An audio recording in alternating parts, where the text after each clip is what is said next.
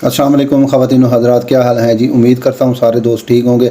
एक नई वीडियो में हम आपको खुशामदीद कहते हैं। अगर आपने अभी तक हमारे चैनल को सब्सक्राइब नहीं किया तो सब्सक्राइब कर दें, लाइक कर दें और कमेंट में अपनी राय लाजमी दीजिएगा।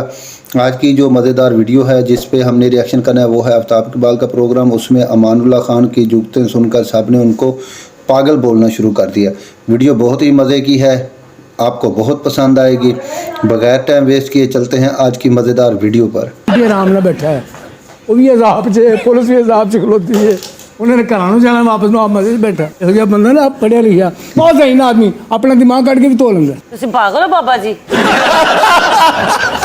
क्या होता हालात अच्छे ने, तू किस हिसाब से हंसना यार, ये वाकई पागल हो चुका है। और भी हसन दिया प्यार तो पहले तेरे बाल उठ के तेरे बाद च की होना। लोगों ने दिलों के बाल बंद होंगे ने, बाहर बंदा जिसे टेंट च स्टंट पे है। नहीं तुसी और कोई रिश्ता देख लो।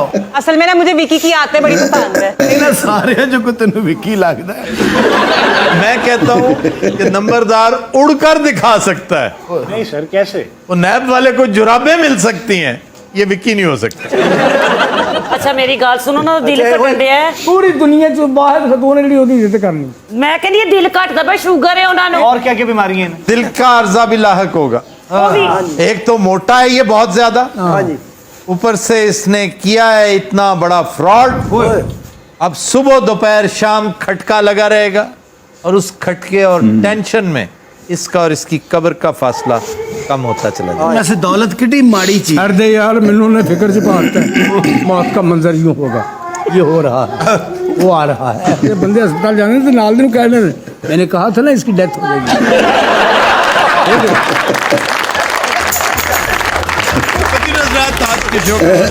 आपसे मुलाकात होगी इंशाल्लाह नेक्स्ट वीक। इजाजत दीजिए, अल्लाह हाफ़िज़।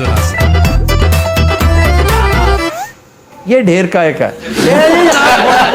सर फिर ਤੁਸੀਂ ਕਹਿੰਦੇ ਕਿ ਨੈਬ ਕੰਮ ਨਹੀਂ ਕਰ ਰਹੀ। ਦੇਖਿਆ ਸਾਡਾ ਕੰਮ ਕਿੱਥੋਂ ਫੜ ਕੇ ਲਿਆਂਦੇ ਸਪਾਈ। अच्छा, आप नैब से हैं? तो और मैं ऊबर चलाना। ये आपकी जुराबों से तो लग रहा है ऊबर ही चलाते। अपनी जुगत की सारा आजकल फैशन जुराबां नहीं पाई दी होंदियां। मेरी गल पता की है भी ये सारा इल्जाम है। असल जी गल ये है भी हिंदुओं के दौर का ये साडे कोल मकान है, तो पुराने जमाने की करेंसी है। वो कंधा कुंधा इन्होंने तोड़ियां तो बिचों पैसा पूसा तो निकले। एक फ्रॉडी है बहुत बड़े। अब देखें, ये हिंदुस्तानी करेंसी यानी प्री पार्टीशन करेंसी है और उसके ऊपर कायदे आजम की तस्वीर है और उस पर यह भी लिखा हुआ है कि रिज़्क़ हलाल ऐन इबादत है। तुम्हें शर्म से डूब मरना चाहिए। किसी की गल पूरी सुनी दी हुंदी है। जब छापा पिया तद इन्होंने करेंसी चेंज की है। क्यों, तुम्हारे साथ दुश्मनी थी कोई? दुश्मन बड़े ने इन्हां दे। आप क्या हैं? मैं जी इन्हां दी बेगम है जी मेरी। ए दुश्मन दी चाल है। ईमानदार आदमी ने यकीन करो, जब बेईमानी करन ते अल्लाह ने कैंसर ही होवे। वो तो होना ही होना। सर सामने सी पता लगना दीवार च पैसे ने। ये पुलिस ਨੂੰ ਵੇਖ ਕੇ ਦੌੜੇ ਤੇ ਕੰਧ 'ਚ ਵੜਿਆ ਹੈ। ਹਾਂ, ਕੰਧ ਟੁੱਟੀ ਵਿੱਚ ਪੈਸੇ ਨਿਕਲ ਆਏ ਨੇ। ਇਹਨਾਂ ਨੇ ਫਿਰ ਇਹਨੂੰ ਫੜ ਕੇ ਬਾਗੀ ਕੰਨਾਂ 'ਚ ਮਾਰਿਆ। नंबरदार ने इंसाफ कर देने। और नंबरदार किसी जमाने में इंसाफ किया करते थे। अब कौन पूछता है नंबरदार को? ਵੀਰੇ ਉਹ ਨੰਬਰਦਾਰ ਹੋ ਰਹਾ, ਅੱਜ ਵੀ ਜ਼ਿੰਦਗੀ ਸਾਰੀ ਗੁਜ਼ਰ ਗਈ ਹੈ, ਕਿਸੇ ਦਾ ਨਾ ਰੁਪਈਆ ਦੇਣਾ ਨਾ ਕਿਸੇ ਕੋਲ ਲੈਣਾ। ਕਿਵੇਂ ਨਹੀਂ ਜਨਾਬ, ਇਹਨਾਂ ਦੇਣੇ ਅਸੀਂ ਮੁਤਾਸਰੇ ਨਾ। ਪੈਸਾ ਜੋੜ ਕੇ ਜਨਾਬ ਇਹਨੂੰ ਦਿੱਤਾ। ਇਹਨੇ ਕਿਆ ਕਾਰੋਬਾਰ ਵੀ ਕਰਾਵਾਂਗਾ, तेरा ब्याह भी करवावांगा। ए मेरी मंगेतर बैठी है जनाब। और सर सिर्फ ये मुतासरीन नहीं, पूरा इलाका है। यकीन जानो इस बंदे ने हर बंदे ने धोखा दिता है। सर वैसे सिंध के नंबरदार के भी यही काम थे, मरे हुए लोगों के अकाउंट्स पे पैसे जमा होते रहे और बाद में पता लगा कि मुबैना तौर पर जरदारी साहब को मुंतकिल होते रहे हैं। जरदारी साहब तो मुबैना तौर पे बकरों के, ये जो सदके के बकरे हैं, जी जी, ये जो ज़कात के पैसे, जो लंगर के पैसे हैं, ये भी बेनामी अकाउंट्स में से निकलते थे। यार अंदाजा करें कि थोड़े लोग क्या कुछ होता रहा है। Only in Pakistan, only in Pakistan. और वैसे मैंने देखा है लोग यूसुफ रजा गिलानी के दौर को भूलते चले जा रहे हैं, इसलिए कि बड़े प्रोजेक्ट्स आ गए ना। हालांकि जो टाइटल उनको मिला किसी को नहीं मिला। वो क्या? MBBS। हाँ, MBBS मियाँ बीवी बच्चों समेत 15 लाख रुपए तो वाशरूम च निकले है। लेकिन मेरी गल ये है कोई मेहमान आया वो भुल गया उत्थे। इतने पैसे किस मेहमान के पास थे? इन्होंने घर में मलक रियाज आया होना। सारे पैसे बरामद करा के सबसे पहले मेनू की करना चाहिए। सबसे पहले आपको एक जुराबों का जोड़ा खरीद। सर ना दी औलाद है, किदे वास्ते करता पिया है? क्यों, किसके लिए कर रहे हो ये सारा कुछ? लोका हंसते गरीबा हंसते ये औरत तुम्हारी बीवी है, स्पोक्स पर्सन? ਇਹ ਚੌਥੀ ਬੀਵੀ ਹੈ ਵੀਰ ਮੇਰੀ। बाकी किधर है? ਇਹਦੀ ਛੱਤ 'ਚੋਂ 2 ਬੀਵੀਆਂ ਵੀ ਨਿਕਲੀਆਂ ਜੀ। ਮੈਂ ਕਹਿੰਦਾ ਜਨਾਬ ਐਵੇਂ ਫੁੱਲਾ ਫਾਲੀ ਉਹਦੀ ਜਿਹਦੇ ਕੋ ਪੈਸੇ ਚੁੱਪ ਕਰਕੇ ਨੈਬ ਨੂੰ ਦੇ ਦੇਵੇ। नैब जराबा लवे कितना खाना खराब होया जेवर भी रख गया। ਚਦਰਾਣੀਏ 2 ਲੱਖ ਤੇ ਤੇਰੇ ਸਰਾਣੇ 'ਚੋਂ ਵੀ ਨਿਕਲਿਆ। मैं की करना 2 लाख? ये बालियां मेरी पहनी हुई मेरी शादी की है।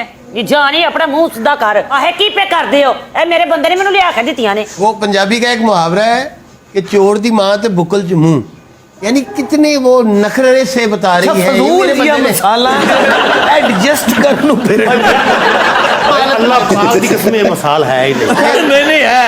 सर जी हमारे पैसे वापस दिलाएं, हमारे तो शादी के कार्ड भी छप गए हैं। आपके पैसे मैंने वापस नहीं दिलाने, नैब ने दिलाने हैं। उनके पास तो जराबे नहीं है, हमारे पैसे कैसे वापस करेंगे? ਤੁਸੀਂ ਬਾਈ ਦੀ ਛੇੜ ਹੀ ਬਣਾ ਲਈ ਦੱਸਿਆ ਤਾਂ ਹੈ ਵੀਰੇ ਜਿੰਨੀ ਦੇਰ ਇੱਥੇ ਤਫਤੀਸ਼ ਹੋ ਰਹੀ ਨਾ ਤੂੰ ਜਰਾਬਾਂ ਫੜ ਹੀ ਲਿਆ। ਜਿੱਤੇ ਦੇ ਘਰ ਵਿੱਚ ਛਾਪਾ ਮਾਰਿਆ ਹੈ। हाँ जी दीवारा तोड़ियां बिचों मरे कुत्ते निकले ने। सब्जी का काम करना, टींडे निकले ने, करेले निकले ने, प्याज निकले आ, ਇਹੋ ਜਿਹੀ ਚੀਜ਼ਾਂ ਨਿਕਲੀਆਂ ਜਨਾਬ। ਓਏ ਬਾਬਾ ਬਕਵਾਸ ਨਾ ਕਰ, ਚੁੱਪ ਕਰਕੇ ਬੋਲ। ਕੱਲ ਇਹ ਜਨਾਬ ਤੁਸੀਂ ਵੇਖੋ ਕਿ ਨੈਬ ਕੰਮ ਕਿੰਨਾ ਕਰ ਰਹੀ। जी नैब बहुत काम कर रही है, इसमें तो कोई शक वाली बात ही नहीं। सुबह दोपहर शाम काम कर रही है, उसके पास तो जुराबे पहनने की फुर्सत नहीं है। बिल्कुल यार मैं जुराबा पहले ले आई था। 100 की हद से ज्यादा महंगी नहीं है वैसे। ਉਹਨਾਂ ਦਾ ਜੇ 150 ਦਾ ਬਜਟ ਪਾਸ ਰਹੀ ਹੋ।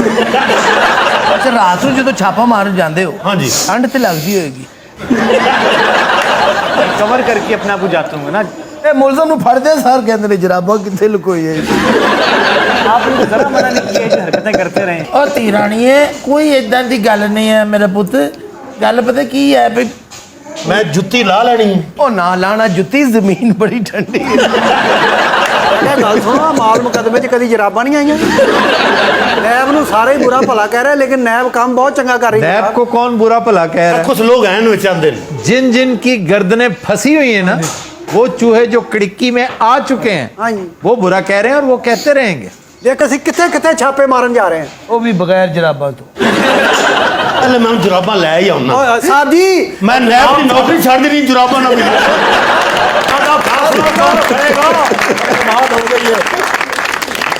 ਅੱਛਾ ਵੀਰ ਮੇਰੀ ਜਾਨ ਛੁੱਟ ਜੂ ਜੇ ਮੈਂ ਇਹ ਵੀ ਮੁੱਦਾ ਜ਼ਰਦਾਰੀ ਸਾਹਿਬ ਤੇ ਪਾ ਦੇਵਾਂ। नहीं छूटेगी। तुम सिर्फ इकबाली बयान दो, तौबा करो, सारा कुछ अपनी जो जायदाद है, तुम्हारी बीवी का जो टूम छल्ला है, तुमने ये जो शमला पहन रखा है, जो खुस्सा पहन रखा है, सलीम शाही जूती, ये भी वापस कर दो लोगों को। सब कुछ दे के अपने सुहा मल के तो मैं दौड़िया फिर।